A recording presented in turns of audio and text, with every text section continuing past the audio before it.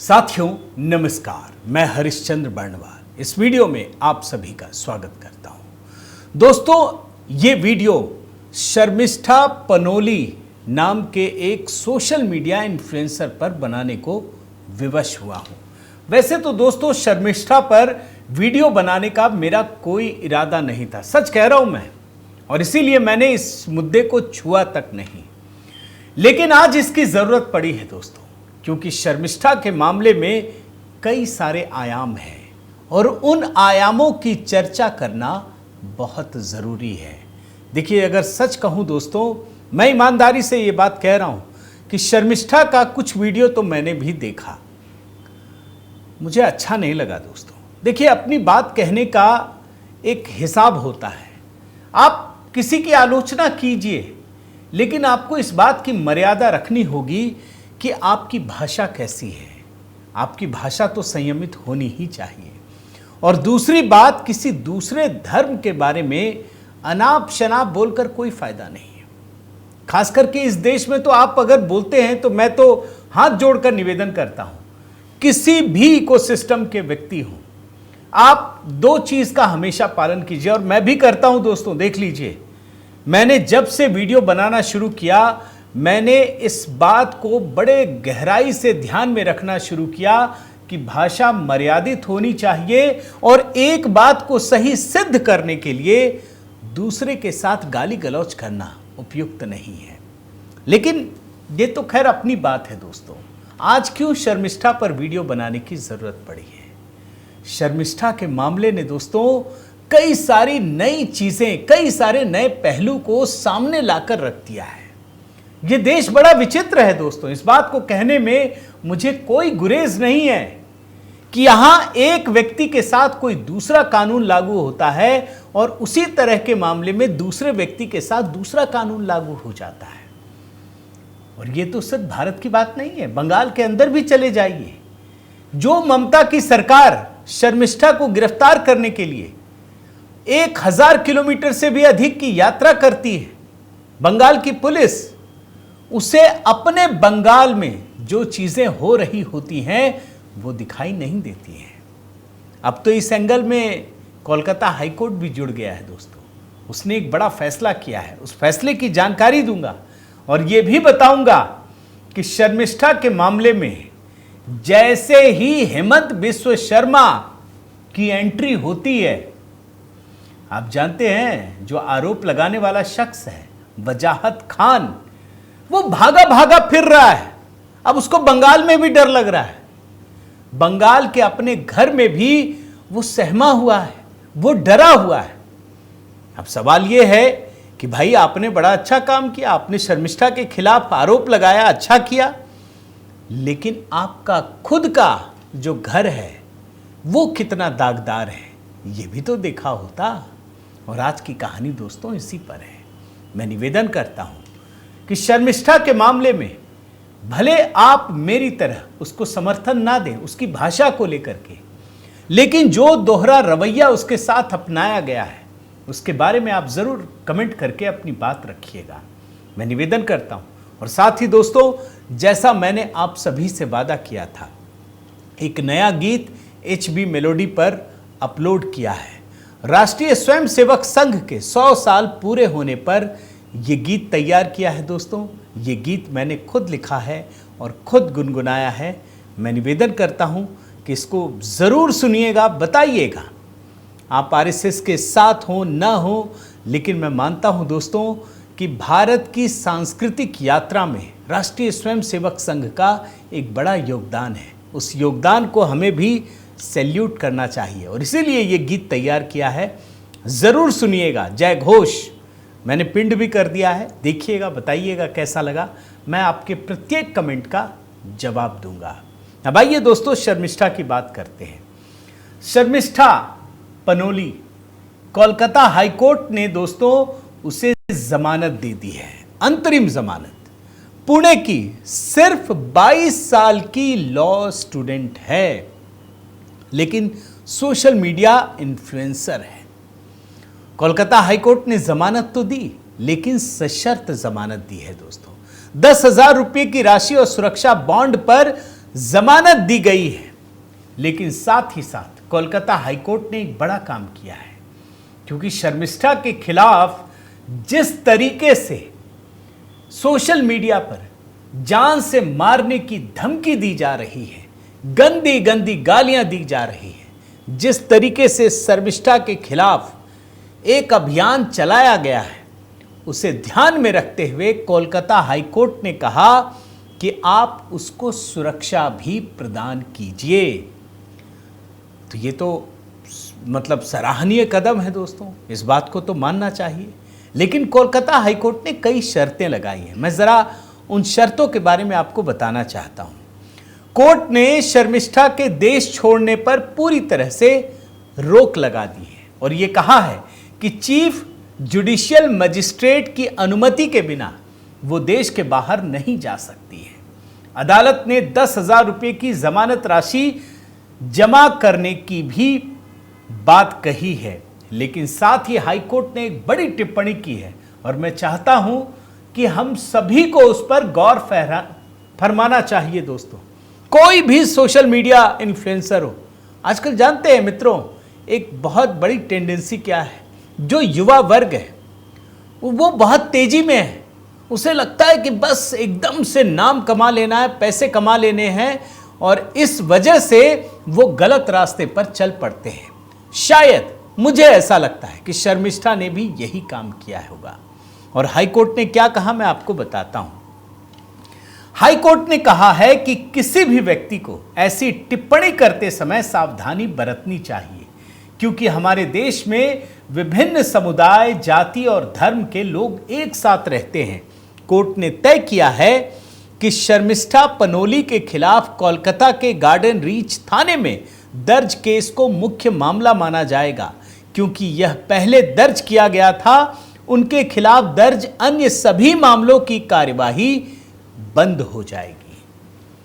इसका मतलब यह है दोस्तों कि शर्मिष्ठा के खिलाफ एक अभियान चलाकर कई सारे मामले दर्ज कर लिए गए, और इसकी वजह क्या है जानते हैं? शर्मिष्ठा को परेशान करना, उसको आतंकित कर देना। कोलकाता हाईकोर्ट ने बहुत बड़ा काम किया है दोस्तों, और वो काम क्या है? कोलकाता हाईकोर्ट ने साफ कहा कि जहां पहला मामला दर्ज हुआ बस वही चलेगा, अब बाकी सारे मामले बंद कीजिए। और हाईकोर्ट में एक दिन पहले भी सुनवाई हुई, उस समय हाईकोर्ट ने अंतरिम राहत देने से इनकार कर दिया था और यह साफ कहा था कि स्वतंत्रता का मतलब यह नहीं है भैया कि आप दूसरे की भावनाओं को ठेस पहुंचाएं। राज्य सरकार को केस डायरी पेश करने का आदेश दिया था। इस केस में एक और बड़ी अच्छी चीज है दोस्तों, इस केस में पनोली के जो वकील हैं, उनका नाम है मोहम्मद शमीमुद्दीन। उन्होंने कोलकाता पुलिस पर आरोप लगाया कि पनोली की गिरफ्तारी में अनियमितताएं हुई हैं। उन्होंने कहा दोस्तों कि पुलिस बिना संपर्क किए सीधे घर पहुंची, कोई फोन नहीं किया और फिर मजिस्ट्रेट से वारंट लेकर उन्हें गिरफ्तार कर लिया गया। यह हड़बड़ी में की गई गिरफ्तारी है। और जब शर्मिष्ठा की गिरफ्तारी हुई थी दोस्तों, तो मैंने देखा था कि सोशल मीडिया पर लगातार एक कैंपेन चलाया जा रहा था। अगर सही मायने में कहिए, मैं भी उस कैंपेन में साथ था मतलब मैंने कुछ लिखा नहीं, लेकिन मैं उसके साथ इसलिए हूं कि अगर आप शर्मिष्ठा के खिलाफ कार्रवाई करते हैं तो बाकी सारे मामलों को साथ में समेटिए। मैं शर्मिष्ठा का इस मामले में समर्थन नहीं करता, मैं आपको साफ कह रहा हूं कि अगर आप किसी दूसरे धर्म की भावनाओं को आहत पहुंचाएंगे तो आप ठीक नहीं कर रहे हैं, आप विरोध कीजिए। लेकिन आप दूसरे धर्म को भला बुरा कहकर आप क्या हासिल करेंगे? लेकिन सवाल है कि क्या सिर्फ शर्मिष्ठा ने किया, क्या बाकी लोगों ने नहीं किया? यह मामला क्या है दोस्तों, मैं आपको जरा बताता हूं। जब पाकिस्तानी आतंकवादियों ने पहलगाम में अपनी दहशत दिखाई, उसके बाद जब भारत सरकार ने ऑपरेशन सिंदूर की कार्रवाई की, उस समय शर्मिष्ठा ने अपने गुस्से का इजहार किया और यह साफ कहा कि हमारे देश के लोग किस प्रकार से चुप्पी साधे बैठे हैं। और वही कहते कहते आवेग में शर्मिष्ठा ने ऐसी ऐसी बातें कह दी जो उसे नहीं कहना चाहिए था। लेकिन शर्मिष्ठा को यह एहसास हो गया, उसने तुरंत अपने वीडियो को डिलीट किया, उसने माफी मांगी। लेकिन बंगाल सरकार तो आप जानते हैं ना, वो तो धर्मनिरपेक्षता की आड़ में तुष्टीकरण की राह पर इतना आगे बढ़ चुकी है कि वो कुछ भी करने को तैयार है। और इसीलिए दोस्तों आपको दिखाता हूं मैं कि इस मामले में हर तरफ लोगों ने अपनी आवाज बुलंद की। आप देखिए, पवन कल्याण आंध्र प्रदेश के डिप्टी सीएम, उन्होंने भी कड़ी नाराजगी जाहिर की थी। उन्होंने कहा था, जब तृणमूल कांग्रेस के नेता आपत्तिजनक टिप्पणियां करते हैं तो उस समय ना तो कोई गिरफ्तारी होती है, ना ही कोई माफी सामने आती है। तब जो लाखों लोगों की भावनाएं आहत होती हैं, उसका क्या? अब पवन कल्याण किस मुद्दे पर कह रहे हैं मैं आपको आखिर में दिखाऊंगा दोस्तों। लेकिन इस बीच आपको बताना चाहता हूं कि जिस व्यक्ति ने शर्मिष्ठा के खिलाफ शिकायत की थी, उसका नाम था वजाहत खान कादरी रशीदी, उसकी भी मुश्किलें बढ़ गई हैं। उसने शर्मिष्ठा के खिलाफ शिकायत तो की, लेकिन जब लोगों ने उसके ट्विटर हैंडल को, उसके सोशल मीडिया अकाउंट को खंगालना शुरू किया, पता चला कि यह आदमी तो उससे भी जहरीला है। यह हिंदू धर्म के खिलाफ अनाप शनाप आरोप लगाता रहता है। कई राज्यों में मुकदमे दर्ज हो गए दोस्तों। इस आदमी ने हिंदू देवी देवताओं के खिलाफ इतनी टिप्पणियां की हैं, आप सोच नहीं सकते। मैं आपको झलक दिखा दे रहा हूं, लेकिन यह इस योग्य नहीं है कि इसको देखा भी जा सके दोस्तों। इसने असम में कामाख्या मंदिर, उसके बारे में गलत टिप्पणी की है, और जिसके बाद असम पुलिस ने इस व्यक्ति के खिलाफ एक मामला दर्ज किया है। और असम पुलिस बकायदा बंगाल पहुंच गई है, कोलकाता पहुंच गई है इसे गिरफ्तार करने के लिए। और खुद असम के मुख्यमंत्री हेमंत बिस्व शर्मा ने इस बारे में एक बयान दिया है दोस्तों। उन्होंने साफ कहा, और आप जानते हैं कि इस मामले में हेमंत शर्मा किस तरीके से सक्रिय रहते हैं। हालांकि वो असम में विकास के कार्यों में जितनी तेजी दिखाते हैं वो तो अद्भुत है। असम में जिस तरीके से उनके नेतृत्व में, बल्कि सिर्फ असम नहीं दोस्तों, पूरे नॉर्थ ईस्ट में जिस तरीके से हेमंत बिस्व शर्मा ने काम किया है वो अद्वितीय है। लेकिन अगर बात हिंदू धर्म की हो तो वो इस मामले में भी बेहद जागरूक रहते हैं। और अगर कोई कामाख्या देवी मंदिर के बारे में अनाप शनाप बात कहे तो ये तो किसी के लिए भी सहन करने योग्य नहीं है। उन्होंने साफ कहा कि हमारी पुलिस गई है गिरफ्तार करने के लिए, और हम बंगाल सरकार से बात करेंगे, ये कहेंगे कि इनको गिरफ्तार करने में हमारी मदद कीजिए। भाई, बंगाल पुलिस जब हरियाणा जा सकती है शर्मिष्ठा को गिरफ्तार करने के लिए, तो जिस व्यक्ति ने असम में कामाख्या देवी मंदिर का अपमान किया, गलत बातें कही, उसको गिरफ्तार करने में तो बंगाल सरकार सहयोग करेगी ना। मैं आपको बयान सुनाता हूं, क्या कहा है उन्होंने, जरा सुनिए। Case has been registered against him, so our police will go to West Bengal and will request government of West Bengal to hand over him Assam. But কিমান cooperation government of West Bengal পৰা পাও সেইটো সময়ে ক'ব পাৰিব, আজিটো এতিয়াই ক'ব নোৱাৰিব। अब मजे की बात देखिए दोस्तों, ये वजाहत खान शर्मिष्ठा के खिलाफ तो आरोप लगाता है, लेकिन जब इसकी बारी आई ये एकदम से भाग खड़ा हुआ, ये गायब हो गया, ये कहीं दिख ही नहीं रहा दोस्तों। ये डरा डरा भागा भागा घूम रहा है, क्योंकि अब हेमंत बिस्व शर्मा जी की एंट्री हो चुकी है। ये वजाहत खान कौन है मैं जरा बताता हूं। वजाहत खान कोलकाता स्थित रशीदी फाउंडेशन का सह संस्थापक है। जो इसका स्क्रीनशॉट वीडियो वायरल हो रहा है उसमें साफ साफ दिख रहा है दोस्तों कि वो सांप्रदायिक तनाव को बढ़ावा देता है, हिंदू देवी देवताओं का मजाक उड़ाता है। इसने शर्मिष्ठा की गिरफ्तारी की मांग करते हुए मैसेज भी पोस्ट किए थे, और जब गिरफ्तारी हो गई तो ये जश्न मना रहा था। अब जब इसकी बारी आई तो ये भाग खड़ा हुआ। अब एक बात सोचिए दोस्तों, मैंने आपको शुरू में क्यों कहा, क्यों शर्मिष्ठा की गिरफ्तारी पर सवाल उठ रहे थे। आज चलिए उनको जमानत मिल गई है, लेकिन जब पहले दिन हियरिंग हुई तो जमानत नहीं मिली थी। और ऐसा ही एक मामला महाराष्ट्र का भी है।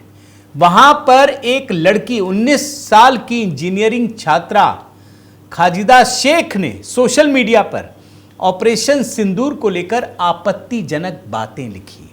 पाकिस्तान जिंदाबाद ये नारा लिखा।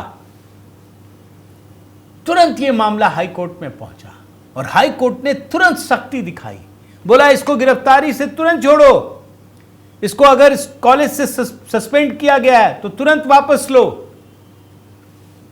हमें अच्छा लगा, चलिए आपने ठीक किया, लेकिन शर्मिष्ठा के मामले में ऐसा नहीं हुआ दोस्तों। उसे ज्यादती का सामना करना पड़ा है और यह सच है। तो भैया एक ही देश में दो तरह के कानून कैसे चलेंगे? चलिए शर्मिष्ठा की गिरफ्तारी से हम सहमत हैं, मान लीजिए। मैं बंगाल की ही बात करता हूं।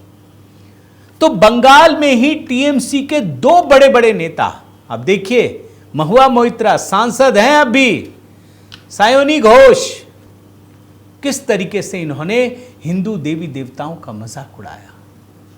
ये क्या किसी से छिपा है? इनके खिलाफ भी शिकायतें हुई। बंगाल पुलिस गिरफ्तारी तो छोड़िए, कभी देखने भी नहीं गई, कभी झांकने भी नहीं गई। तो क्या बंगाल सरकार की भावनाएं सिर्फ एक धर्म के लिए आहत होती हैं? बंगाल के भीतर जिस तरीके से हिंदू देवी देवताओं का मजाक उड़ाया जाता है, क्या वो बंगाल सरकार को नहीं दिखता? लेकिन मैं मानता हूं दोस्तों कि शर्मिष्ठा की गिरफ्तारी भी और उसकी रिहाई भी वास्तव में बंगाल सरकार की जो नीयत है ना, उसको उजागर करने के लिए काफ़ी है। और मैं मानता हूं अगले साल अब चुनाव भी है, इसका ज़रूर असर पड़ेगा दोस्तों, क्योंकि बंगाल की जनता भी इस बात को बड़ी गहराई से देख रही है, समझ रही है। लेकिन मैं आपसे फिर निवेदन करता हूं दोस्तों, विनती करता हूं, जितने भी युवा लोग मेरे वीडियो को देख रहे हैं, जिन्हें ज़रा भी चाहत है कि वो सोशल मीडिया इन्फ्लुएंसर बने या कुछ भी बने, आपसे निवेदन है कि आप अपनी बात तो रखिए, शालीन तरीके से रखिए, अपनी भाषा मर्यादित रखिए। किसी बात को कहने के लिए ज़रूरी नहीं है कि दूसरे को गाली गलौज दी जाए। आप अपनी बात को बड़ी शिद्दत से और बहुत ही ईमानदारी से अच्छी भाषा में रखें, ये ज़रूरी है। ये रास्ता थोड़ा लंबा हो सकता है, लेकिन सफलता मिलती है। आप मेरी बात से सहमत हैं या नहीं दोस्तों? मैं निवेदन करता हूं कि आप कमेंट के साथ ज़रूर बताइएगा, और ये बताइएगा कि शर्मिष्ठा के मामले में आप क्या सोचते हैं। बंगाल सरकार ने जो किया वो सही है, गलत है? आज जो हो रहा है वो, उस पर आपकी क्या प्रतिक्रिया है? साथ ही दोस्तों आपसे निवेदन है कि आप ज़रूर कमेंट कीजिए, लाइक कीजिए, बेल आइकन दबाइए। अगर चैनल सब्सक्राइब नहीं किया है तो ज़रूर कीजिए। और हाँ, फिर से याद दिलाता हूँ, आज सुबह ही मैंने जय घोष ये गीत अपलोड किया है, और राष्ट्रीय स्वयंसेवक संघ के 100 साल पूरे होने पर ये कोशिश की है। देखिएगा, बताइएगा कैसा लगा। बहुत बहुत धन्यवाद। जय सिया राम।